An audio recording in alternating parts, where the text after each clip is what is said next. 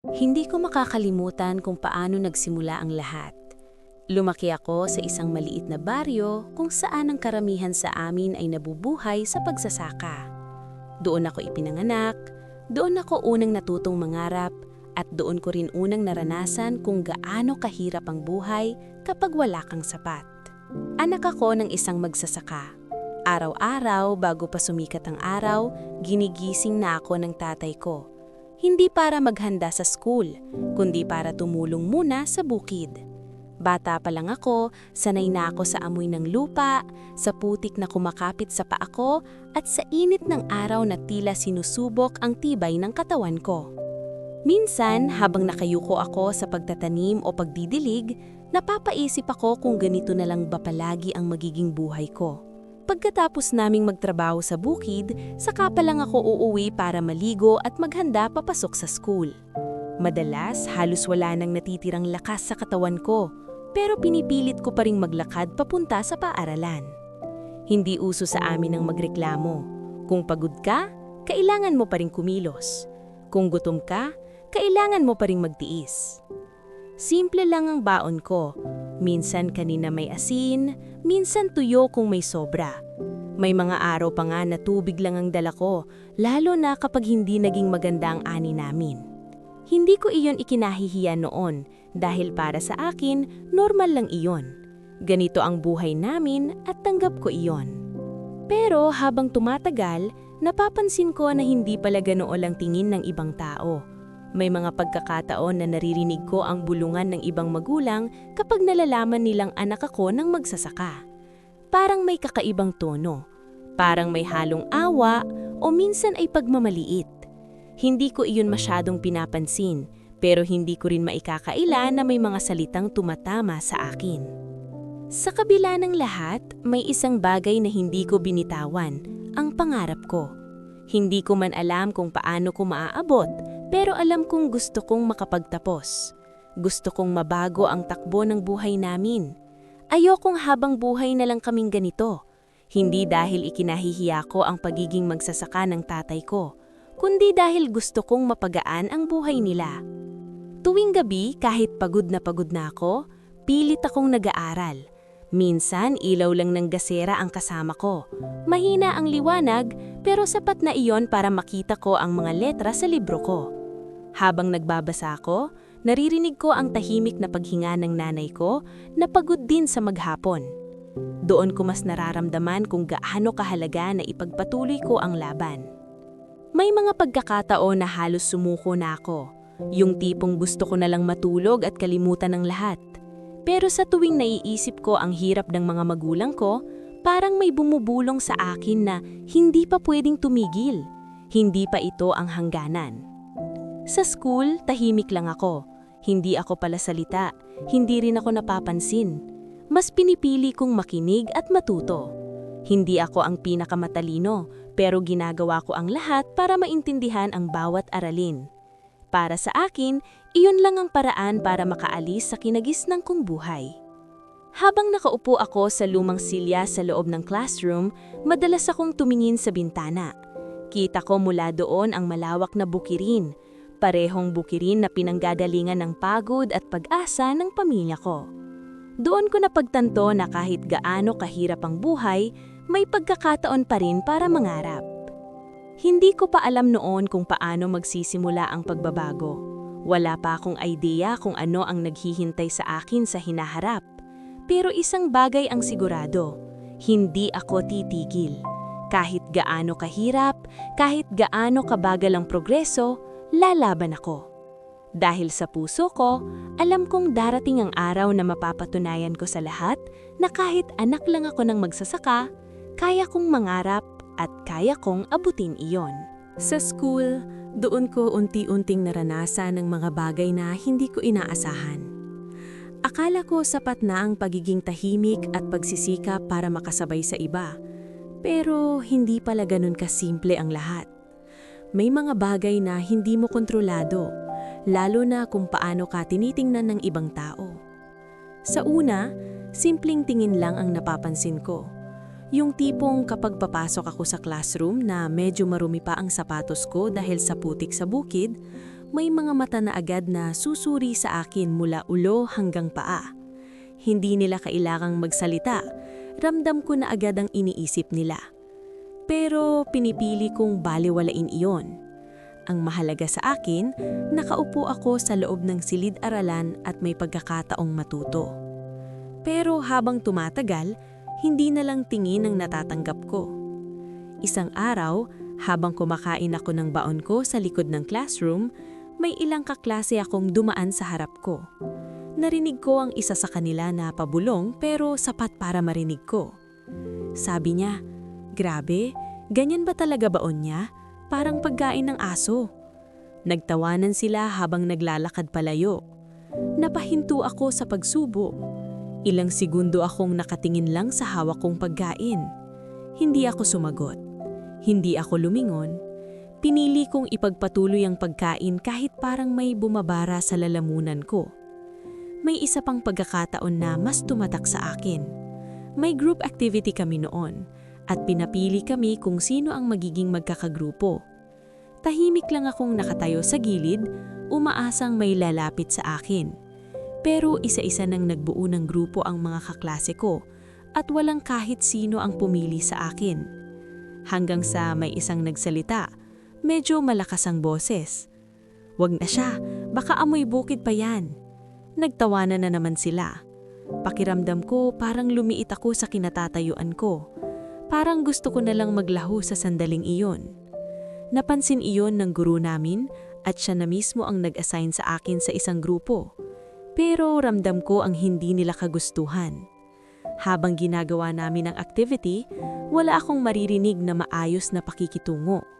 May mga pagkakataon na hindi nila ako pinapansin o kaya ay binibigyan lang ng simpleng gawain na parang wala akong halaga. Pinakamasakit para sa akin ang nangyaring isang hapon.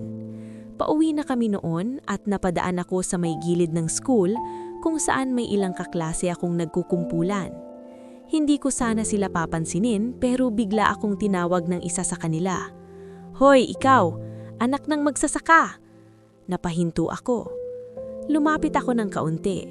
Hindi dahil gusto ko, kundi dahil parang may pumipilit sa akin na harapin sila. Tumingin sa akin ng isa sa kanila at sinabing, "Totoo ba na sa putikan ka lumalaki? Kaya pala ganyan ka?" Nagtawanan na naman sila. May isa pang sumingit. "Alam mo, kahit anong aral mo, magsasaka ka pa rin paglaki mo. Yan lang naman ang kaya nyo, di ba?"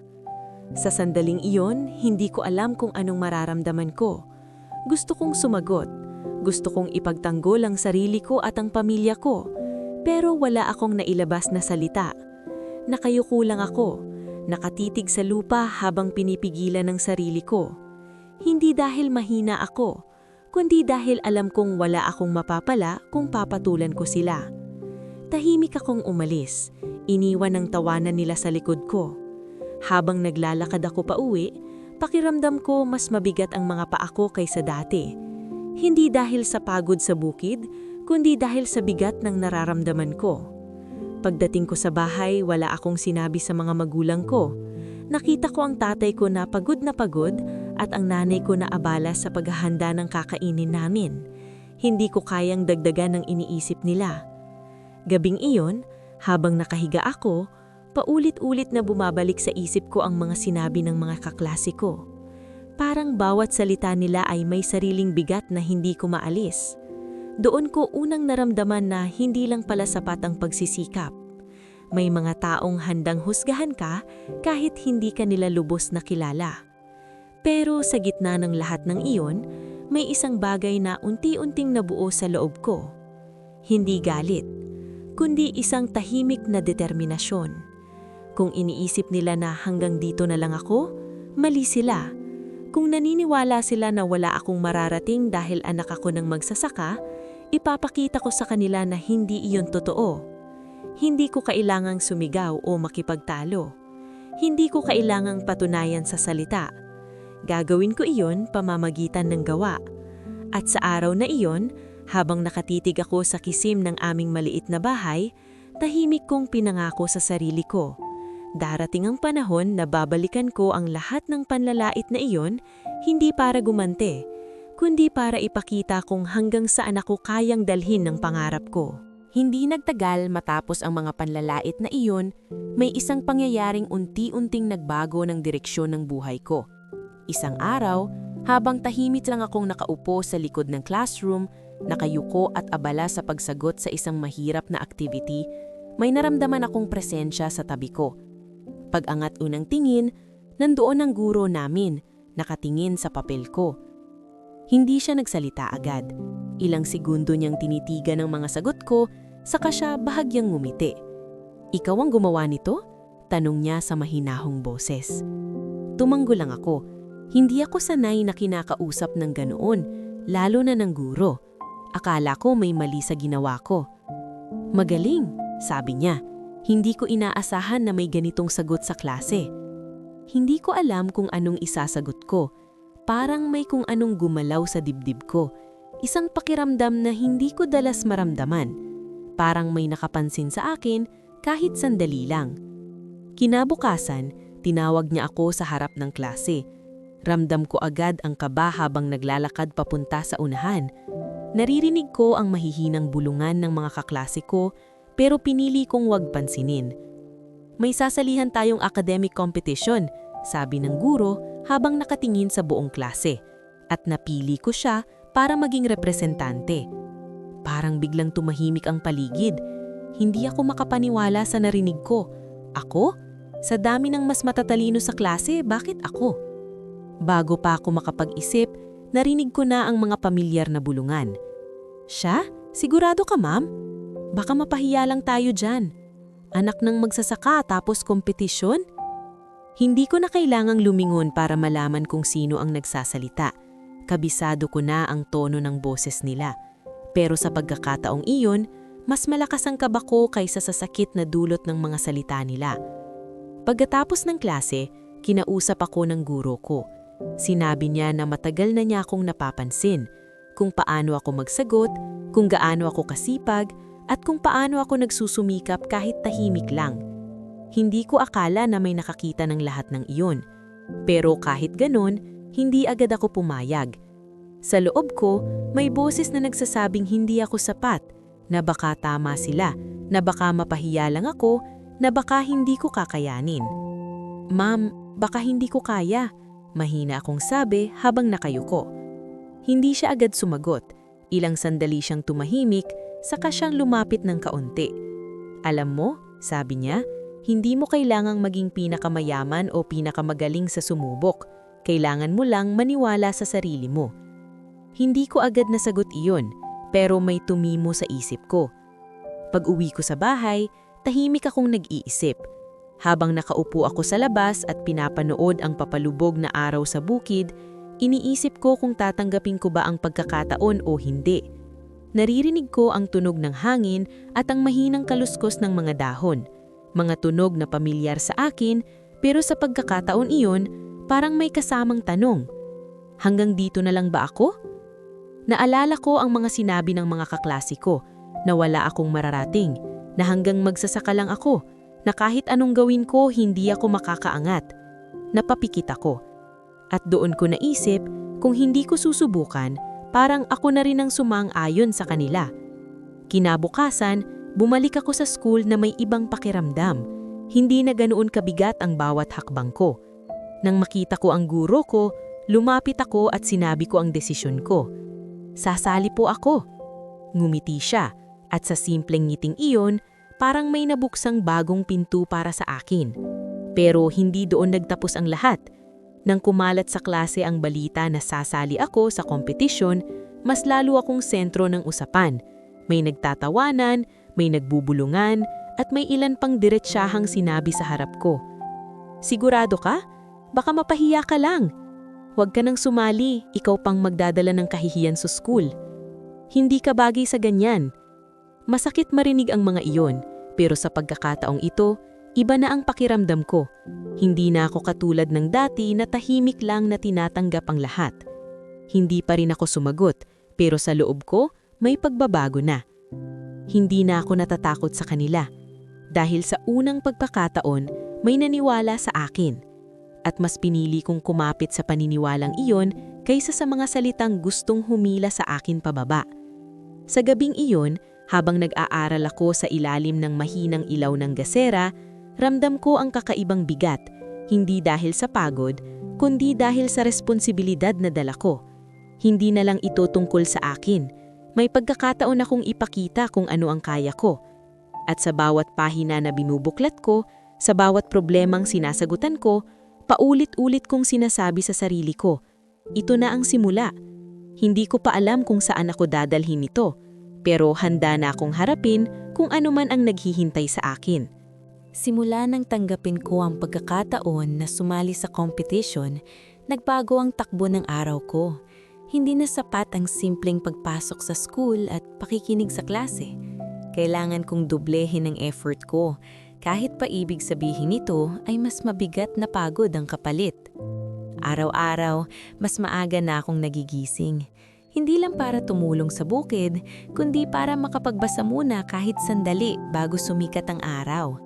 Minsan, habang hawak ko ang libro, naririnig ko ang tawag ng tatay ko sa labas. Ilang segundo akong tumitigil, pinipilit isiksik sa isip ko ang binabasa ko bago lumabas at muling humawak ng araro o timba. Hindi madali ang pagsabayin ng dalawang mundo. Sa umaga, ako ang anak na tumutulong sa bukid, nakalubog ang paa sa putik at bilad sa araw. Sa tanghali, ako ang estudyanteng pilit inuunama ang mga aralin kahit pagod ang katawan. At sa gabi, ako ang batang nangangarap, nakaupo sa ilalim ng mahinang ilaw, pilit pinapagana ang isip kahit gusto na lang magpahinga.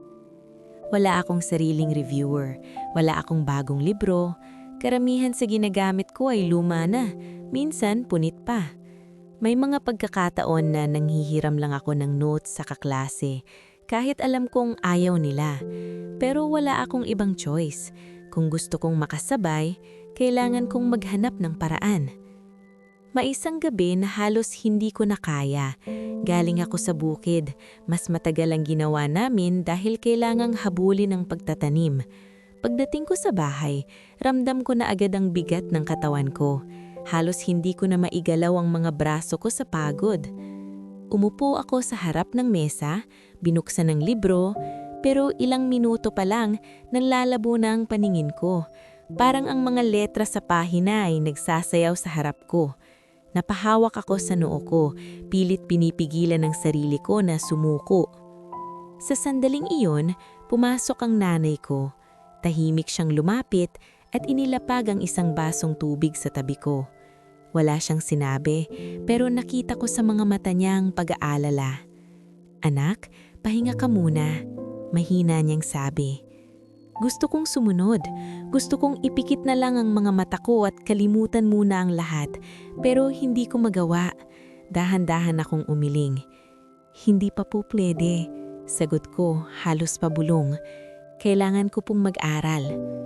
Hindi na siya nagsalita. Umupo siya sandali sa tabi ko, saka hinawakan ng balikat ko. Simpleng haplos lang pero parang may lakas na ibinigay sa akin. Pagkalabas niya, huminga ako ng malalim at muling tumingin sa libro. Kahit mabagal, kahit paulit-ulit kong binabasa ang isang linya, tinuli ko pa rin. Ganito ang naging routine ko araw-araw. Minsan, habang nasa classroom ako, hirap akong mag-concentrate. May mga pagkakataon na nakakatulog ako sandali, lalo na kapag tahimik ang paligid. Pero tuwing nagigising ako, agad kong pinipilit habulin ng leksyon. Hindi rin nawawala ang mga kaklase kong patuloy sa panlalait. Habang nag-aaral ako sa gilid, may maririnig akong bulong. Feeling niya matalino na siya. Grabe, sipag-sipag, akala mo naman mananalo. Sayang effort, hindi rin naman siya papasa. Masakit pa rin, pero mas nasanay na ako. Parang naging ingay na lang sila sa paligid. Nandyan, pero hindi ko na hinahayaang makaapekto sa ginagawa ko. Sa halip, mas pinili kong gamitin iyon bilang aalala kung bakit ko ito ginagawa. Hindi para sa kanila, kundi para sa sarili ko at sa pamilya ko. Tuwing naiisip ko ang tatay ko na nakayuko sa bukid buong araw at ang nanay ko na tahimik na nagtitiis, parang nawawala ang pagod ko kahit sandali. Parang may bumubulong sa akin na kailangan kong ipagpatuloy. May mga gabi na umaabot ako hanggang hating gabi sa pag-aaral. Minsan, nauubos na ang gasera, kaya kailangan kong tipirin ng ilaw. Pero kahit ganun, hindi ako tumitigil hanggang kaya ko pa. Hindi ko malayan, unti-unti na pala akong nagbabago. Hindi lang sa kaalaman, kundi sa sarili ko. Yung dating batang tahimik at madaling masaktan, napapalitan ng isang taong marunong magtiis at lumaban kahit walang kasiguraduhan. Alam kong hindi pa ito ang dulo ng laban. Sa totoo lang, pakiramdam ko simula pa lang ito ng mas mabibigat na pagsubok. Pero sa bawat pagod, sa bawat luha na hindi ko nalang ipinapakita, mas lalo kong nararamdaman na may dahilan kung bakit ko ito pinagdadaanan. At kahit hindi ko pa nakikita ang resulta, pinipili kong maniwala na balang araw, lahat ng pagod na ito may patutunguhan. Dumating din ang araw na pinaghahandaan ko. Parang ang bilis ng mga sumunod na linggo. Lahat ng puyat, pagod at sakripisyo ko doon na magsusukat kung patutunguhan ba. Hindi ko maipaliwanag ang nararamdaman ko habang papunta ako sa school noong araw na iyon. May kaba, may takot, pero may haloling kakaibang pananabik. Maaga akong dumating sa classroom kung saan gaganapin ang school-level competition. Tahimik pa ang paligid, pero ramdam ko na agad ang bigat ng hangin. Umupo ako sa isang sulok, hawak ang lumang lapis ko. Paulit-ulit na pinipiga ang sarili ko na kumalma. Ilang beses kong inalala ang mga pinag-aralan ko, pero habang papalapit ang oras, parang unti-unting nawawala ang kumpiyansa ko. Unti-unti nang dumating ang iba pang participants. Nakita ko ang ilan sa kanila, mga kilala sa school na matatalino, mga sanay na sumali sa ganitong kompetisyon. Maayos ang suot nila, may dalang reviewer at halatang handang-handa. Napatingin ako sa sarili ko, simpleng damit. Walang kahit anong espesyal na dala, kundi ang lahat ng pinagdaanan ko. Sa sandaling iyon, parang gusto kong umatras. Parang may boses sa isip ko na nagsasabing, hindi ako bagay doon, na baka tama nga sila, na baka mapahiya lang ako, na baka hindi ko kayang makipagsabayan. Napapikit ako at huminga ng malalim. Naalala ko ang bukid, ang init ng araw, ang putik sa paa ko, ang pagod na hindi ko inirereklamo. Naalala ko ang nanay ko na tahimik lang akong sinusuportahan. Ang tatay ko na kahit pagod na, hindi sumusuko.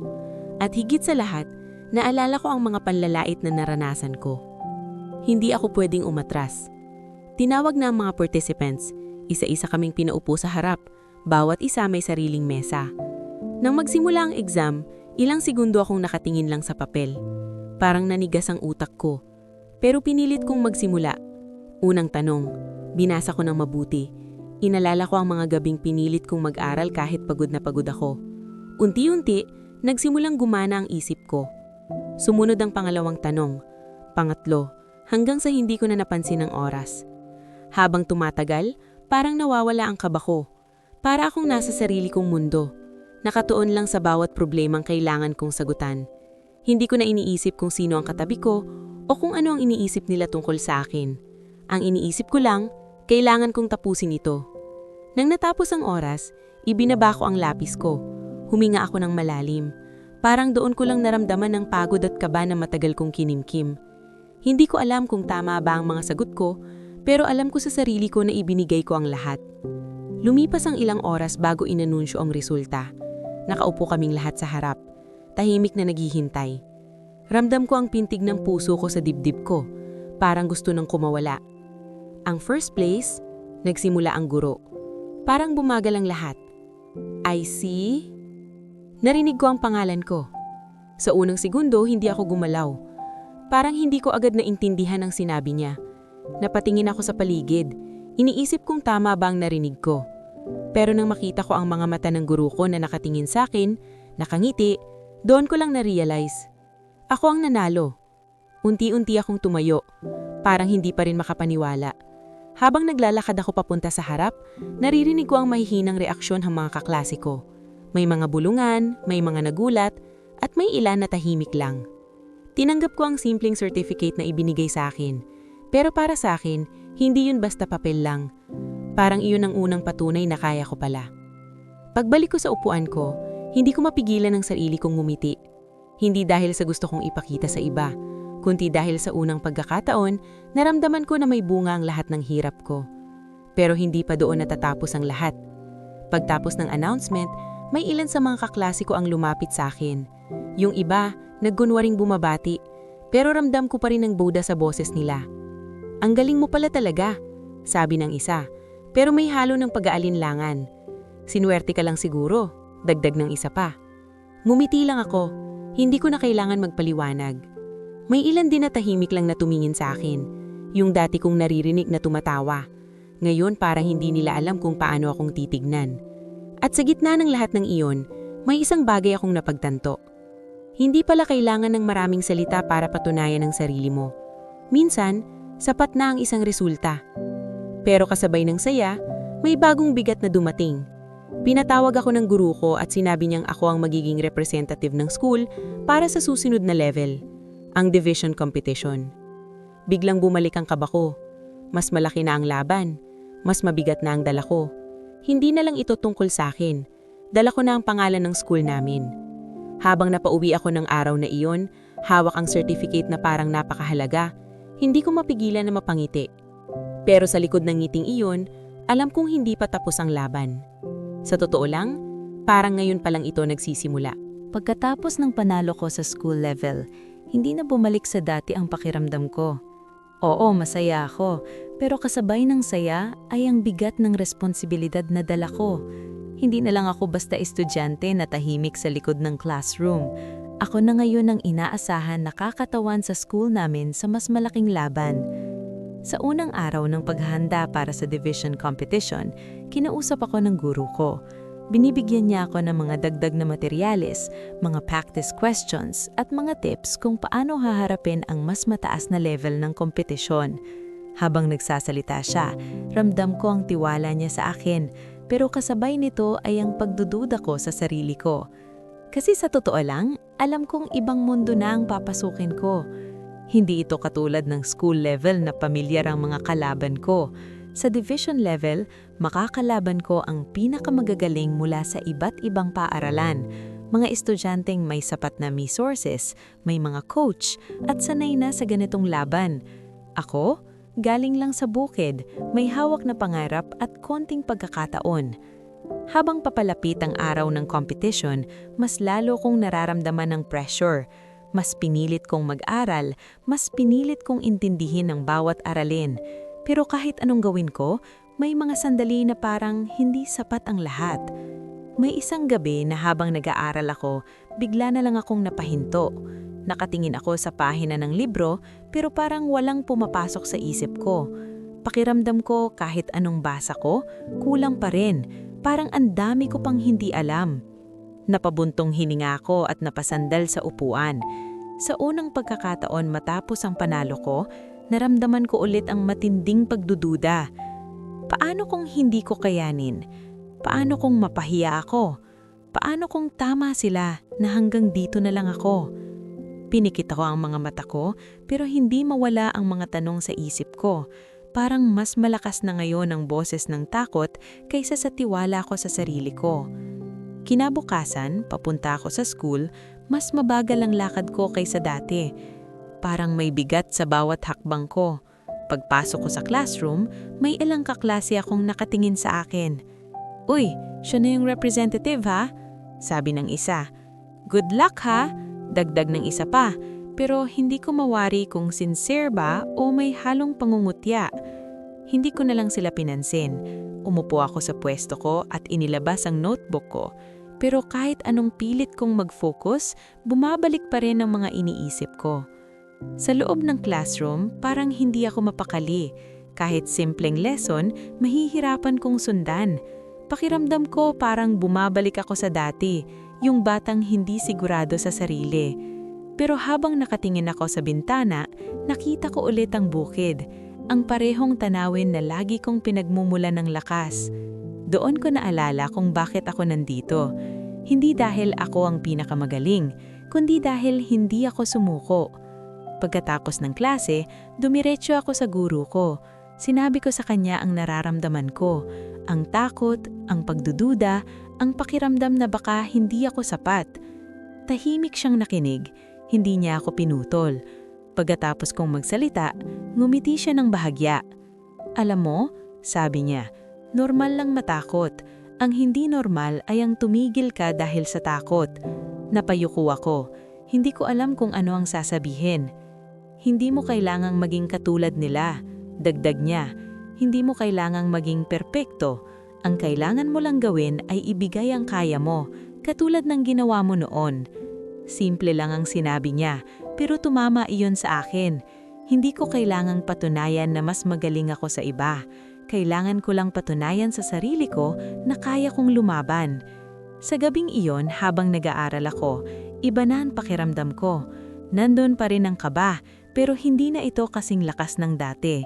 Parang natutunan ko nang tanggapin ito bilang bahagi ng proseso. Habang binubuklat ko ang mga pahina ng libro, hindi ko na iniisip kung sapat ba ako o hindi. Ang iniisip ko na lang ay kung paano ko gagawin ang makakaya ko. At sa bawat sagot na naisusulat ko, sa bawat konseptong naiintindihan ko, unti-unti kong nararamdaman na bumabalik ang tiwala ko sa sarili ko. Hindi ako perpekto, hindi ako pinakamagaling, pero hindi rin ako yung batang madaling sumuko. At sa pagkakataong iyon ang pinakamahalaga. Habang papalapit ang araw ng division competition, hindi na ako katulad ng dati na puro takot ang nararamdaman. May kaba pa rin, pero may kasamang lakas.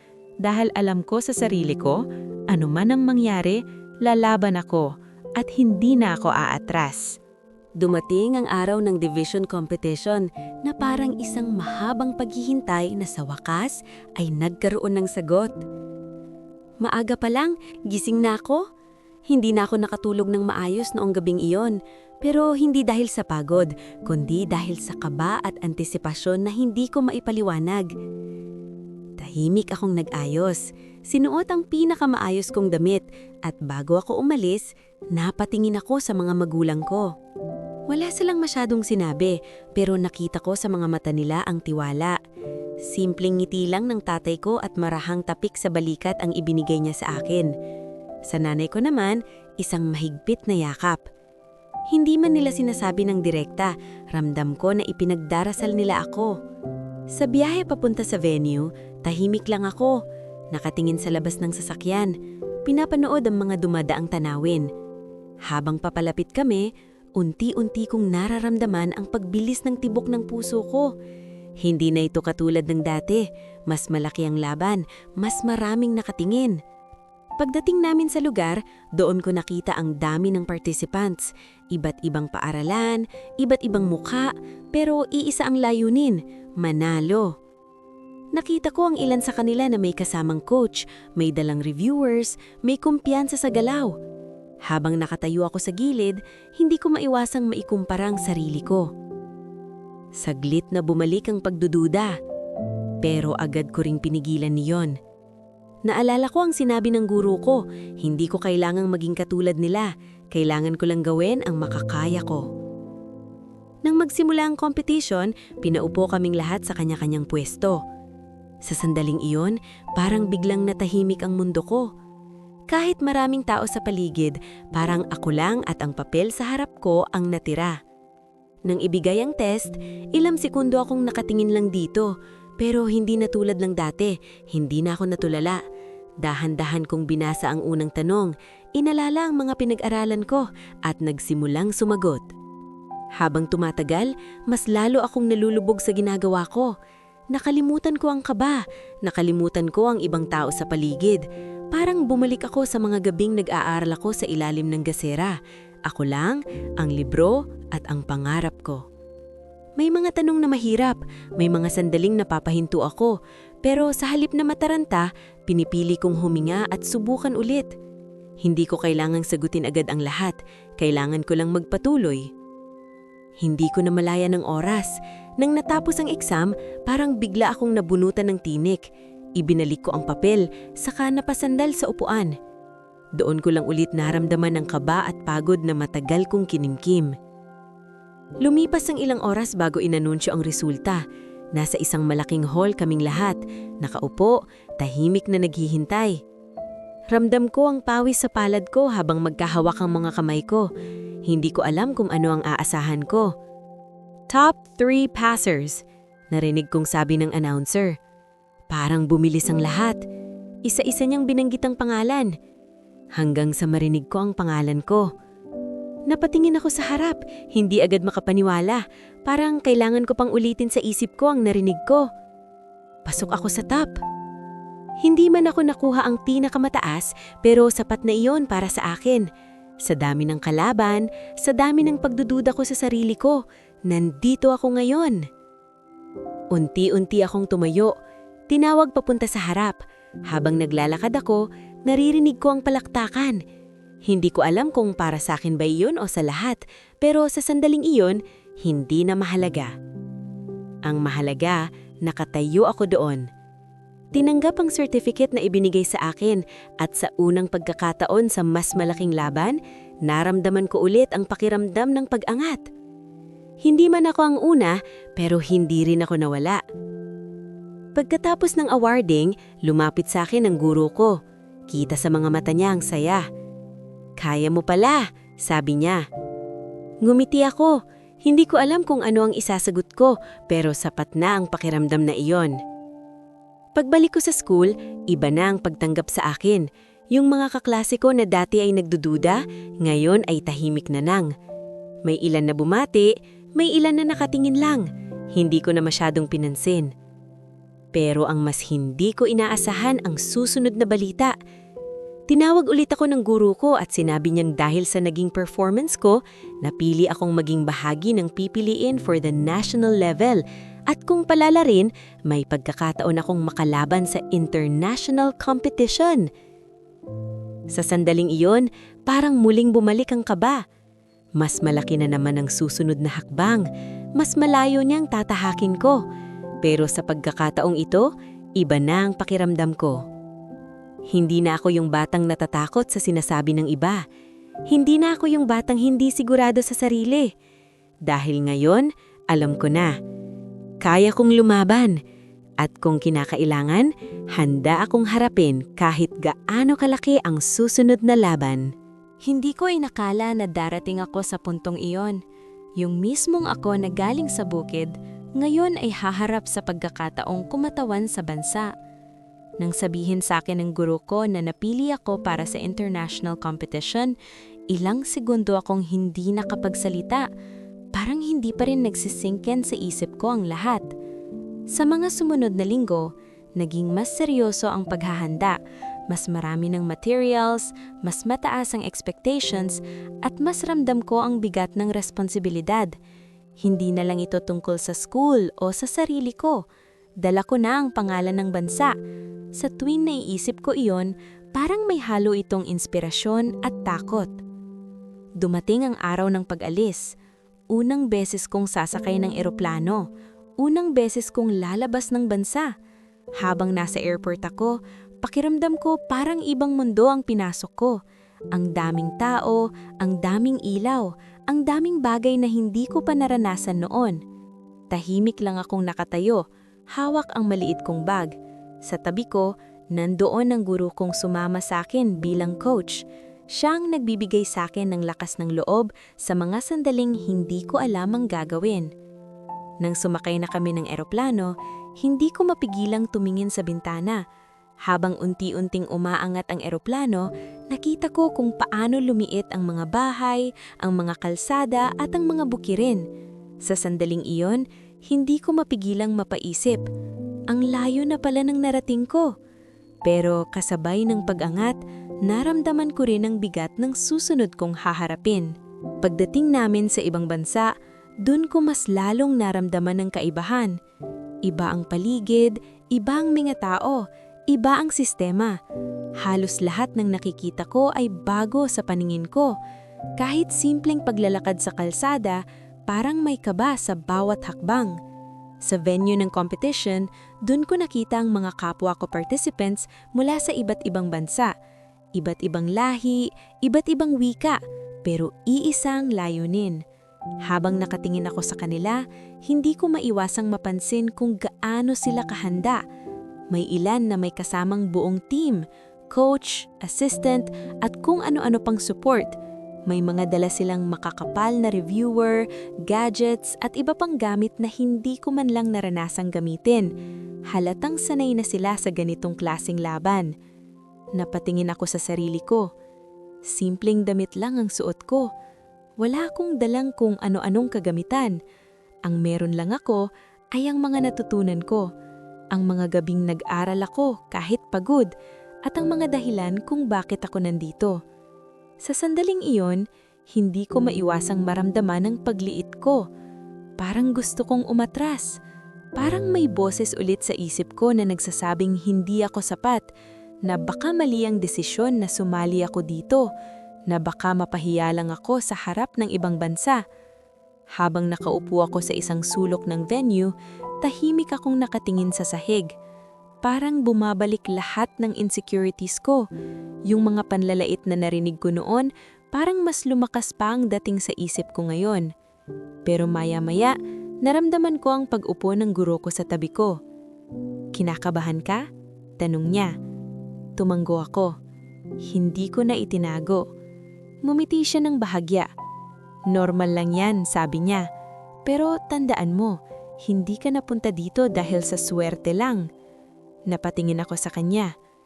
"Pinaghirapan mo lahat ng ito," dagdag niya. "At hindi mabubura yon ng kahit sino." Tahimik lang akong nakinig, pero unti-unti parang may nabubuhay ulit sa loob ko. Hindi ko kailangang maging katulad nila. Hindi ko kailangan magkaroon ng lahat ng meron sila. Dahil lang meron ako, hindi nila kayang kunin. Ang pangaranasan ko, ang pinagdaanan ko, at ang dahilan kung bakit ako lumalaban. Habang lumilipas ang oras, pinipilit kong ayusin ang sarili ko. Hindi ko na iniisip kung gaano sila kagaling. Sa halip, iniisip ko kung ano ang kaya kong gawin. Sa gabing iyon, bago matulog, tumingin ako sa kisame ng hotel room. Tahimik ang paligid, pero ang isip ko ay puno ng iniisip. Naalala ko ang bahay namin, ang bukid, ang mga magulang ko. Napangiti ako ng bahagya.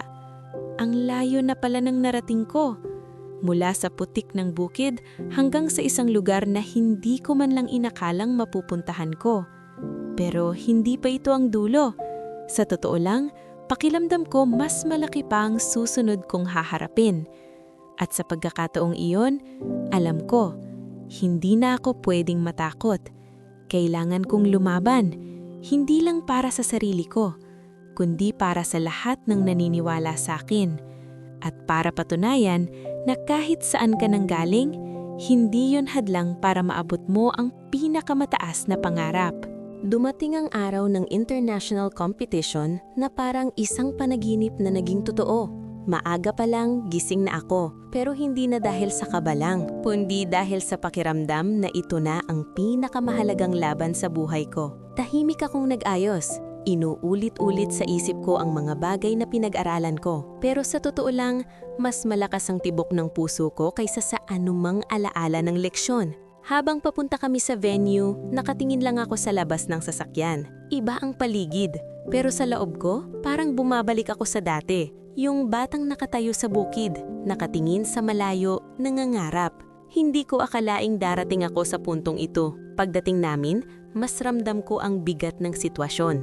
Mas enggrande ang lugar, mas marami ang tao, at mas mataas ang antas ng lahat.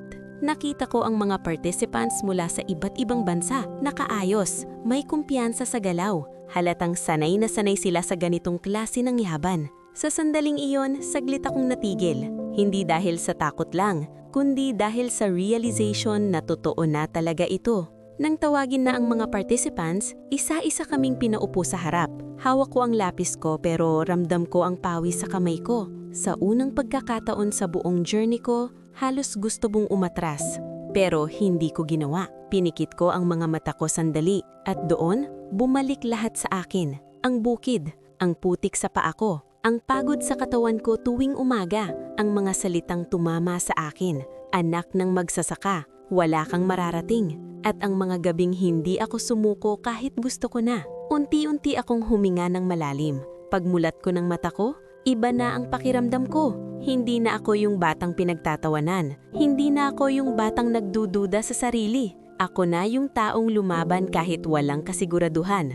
Nang ibigay ang exam, nagsimula ako agad. Hindi na ako naghintay, hindi na ako nag-alinlangan. Binasa ko ang bawat tanong at isa-isa kong sinagutan. May mga tanong na mahirap, may mga sandaling parang wala akong maisip na sagot. Pero sa halip na mataranta, pinipili kong huminga at ipaalala sa sarili ko na kaya ko ito. Hindi ko kailangang maging perpekto. Kailangan ko lang gawin ang makakaya ko. Habang tumatagal, parang nawawala ang ingay sa paligid. Hindi ko na naririnig ang ibang tao, hindi ko na iniisip kung sino ang katabi ko. Para akong bumalik sa mga gabing nag-aaral ako sa bahay. Tahimik, simple, pero puno ng determinasyon.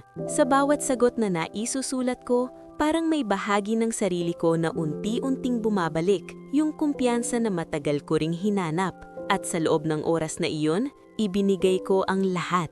Walang tinira, walang inatras. Nang matapos ang exam, dahan-dahan kong ibinaba ang lapis ko. Ilang segundo akong nakatingin sa papel, saka ako napahinga ng malalim.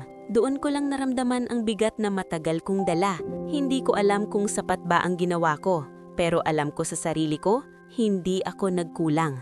Lumipas ang ilang oras bago inanunsyo ang resulta. Nakaupo kaming lahat sa isang malaking hall.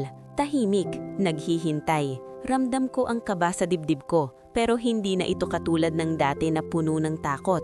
Ngayon, may kasamang kapayapaan. Dahil kahit anong mangyari, alam kong ginawa ko ang lahat. Top winners! Nagsimula ang announcer. Isa-isa niyang binanggit ang mga pangalan. Habang lumilipas ang bawat segundo, pakiramdam ko bumagal ang oras. Hindi ko alam kung aasahan ko ba o hindi. Hanggang sa marinig ko ang pangalan ko. Sa sandaling iyon, parang tumigil ang mundo. Hindi agad ako gumalaw. Hindi agad ako nakapagsalita. Parang kailangan ko pang iproseso ang lahat. Pero nang marinig ko ulit ang pangalan ko, doon ko lang napagtanto, nanalo ako. Hindi ko alam kung eksaktong posisyon ko pero ang mahalaga, kasama ako sa mga nagbigay karangalan sa bansa. Unti-unti akong tumayo, pakiramdam ko parang magaan ang katawan ko pero mabigat ang dibdib ko sa emosyon. Habang naglalakad ako papunta sa harap, hindi ko mapigilan sarili kong mapangiti. Tinanggap ko ang medalya at certificate pero hindi ko agad naramdaman ang bigat nito sa kamay ko. Ang naramdaman ko ay yung bigat ng lahat ng pinagdaanan ko na sa wakas nagkaroon ng bunga. Habang nakatayo ako sa harap, tumingin ako sa paligid. Sa unang pagkakataon, hindi ko na nakikita ang sarili kong bilang maliit. Hindi na ako yung batang minamaliit. Hindi na ako yung batang pinagtatawanan. Ako na yung taong lumaban kahit walang kasiguraduhan at nanalo. Sa sandaling iyon, may isang bagay akong malinaw na naintindihan. Hindi pala hadlang ang pinanggalingan mo. Hindi pala sukatan ng kakayahan ang estado mo sa buhay. Kung may sapat kang determinasyon, kaya mong baguhin ang kwento mo. At habang hawak ko ang medalya, tahimik kong sinabi sa sarili ko, hindi pa ito ang dulo, pero ito na ang patutunay na kaya ko pala. Pagbalik ko sa Pilipinas, hindi ko inaasahan ang magiging pagtanggap sa akin. Sa airport pa lang, sinalubong na ako ng ilang guro at opisyal ng school. May mga taong hindi ko kilala na nakangiti sa akin, may mga bumabati, at may mga kumukuha pa ng litrato.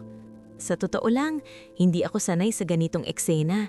Parang ibang tao ang tinitingnan nila, hindi yung batang galing sa bukid na sanay sa tahimik na buhay. Habang nasa sasakyan pa uwi sa amin, nakatingin lang ako sa bintana. Nakikita ko ulit ang mga pamilyar na tanawin, mga kalsada, mga bahay, at sa bandang huli, ang malawak na bukirin. Doon ako napangiti ng totoo. Kahit anong marating ko, doon pa rin ako nagsimula. Pagdating ko sa school, mas lalo kong naramdaman ng pagbabago. May simpleng programa para sa akin.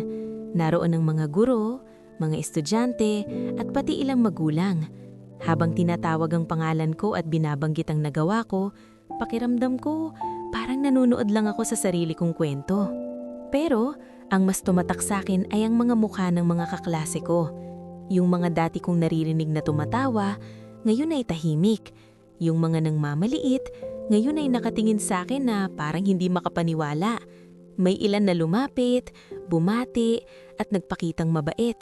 May iba na halatang nahihiya. "Congrats," sabi ng isa sa kanila. Mahina ang boses.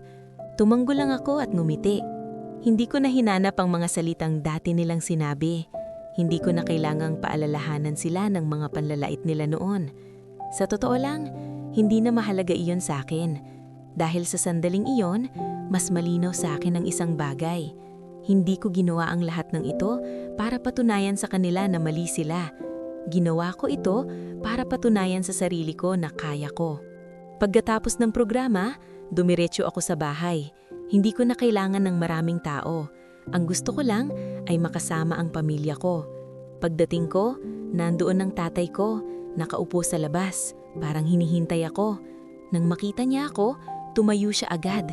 Hindi siya nagsalita, pero sa mga mata niya, nakita ko ang kakaibang saya. Lumapit ako at inabot sa kanya ang medalya ko. Tahimik niyang hinawakan iyon, parang hindi siya makapaniwala. Ilang segundo siyang nakatingin dito bago niya ako yunakap, mahigpit. Sa pagkakataong iyon, doon ko naramdaman ang tunay na halaga ng lahat ng pinagdaanan ko. Hindi sa medalya, hindi sa parangal, kundi sa ngiti ng mga magulang ko. Sa loob ng bahay, naghanda ang nanay ko ng simpleng salo-salo. Walang ingrande, walang espesyal na handa, pero para sa akin, iyon na ang pinakamahalaga. Habang kumakain kami, tahimik lang akong nakikinig sa kanila. Masaya sila, proud sila, at iyon ang sapat para sa akin. Kinagabihan, lumabas ako at tumingin sa bukid. Pareho pa rin ang itsura nito. Tahimik, malawak, at puno ng alaala. Doon ako napangiti. Kung babalikan ko ang lahat, hindi naging madali ang kahit anong bahagi ng journey ko. Mula sa pagod sa bukid, sa panlalait ng mga kaklase ko, sa pagdududa ko sa sarili ko, lahat iyon bahagi ng kung sino ako ngayon. At kung hindi ko pinagdaanan ng lahat ng iyon, baka hindi rin ako umabot sa puntong ito. Hindi ako nagbago dahil sa tagumpay. Nagbago ako dahil sa proseso. At sa totoo lang, hindi pa dito nagtatapos ang kwento ko. Marami pa akong gustong maabot, marami pa akong gustong matutunan. Pero ngayon, mas malinaw na sa akin ang direksyon ko. Habang nakatingin ako sa malayo, tahimik kong sinabi sa sarili ko, hindi hadlang ang pagiging anak ng magsasaka. Hindi hadlang ang kahirapan. Kung may pangarap ka at handa kang paghirapan ito, walang imposible.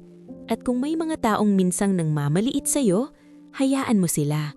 Dahil darating ang araw, hindi mo na kailangang sumagot. Ang buhay mo na mismo ang magiging sagot. At sa kwento ko, iyon ang natutunan ko. Na kahit saan ka magsimula, hindi iyon ang magdidikta kung saan ka matatapos. Ikaw pa rin ang pipili at pinili kong lumaban. At hanggang ngayon, patuloy pa rin akong lumalaban.